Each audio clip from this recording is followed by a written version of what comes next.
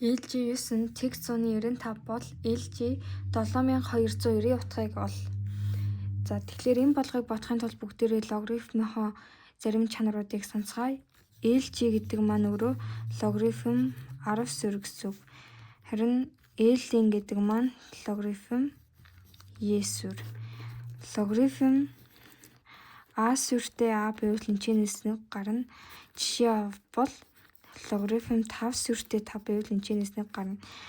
5-ын хэдэн зэрэг 5 гарах вэ гэж асууж байгаа. 5-ын нэг зэрэг л өөрөө 5 гарна шүү дээ. Тийм болохоор ингэж билж байгаа.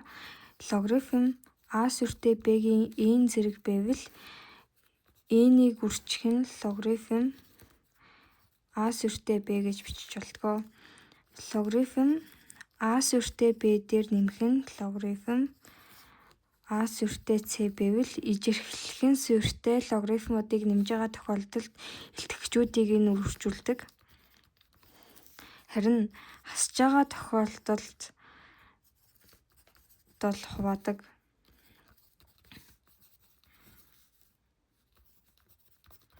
Гол нь суурьуд нь яг ижилхэн байгаа тохиолдолд суурьуд нь заавал ижилхэн байх ёстой.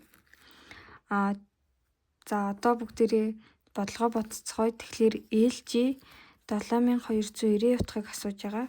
Тэгвэл бид нэр энийг LG 10 дээр нэмэх нь LG 729.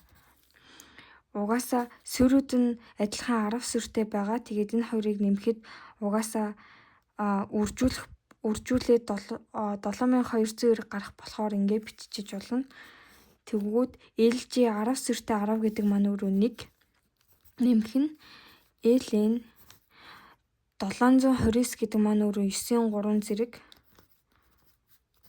За тэгвэл нэг дээр нэмэх нь энэ 3 зэрэг маань урагшаа орж ирж үржигдээд LG 9 болчихоо. Тэнгүүт биднэрт LG 9 утгыг TX 95 гэд өгсөн штеп. Тэнгүүт энэ жирэн бол TX 95 гэсэн үг.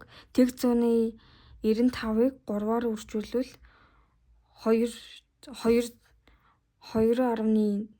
285 гарна. Тэгээд тэрэн дээр нэгийг нэмэл 385 гарна.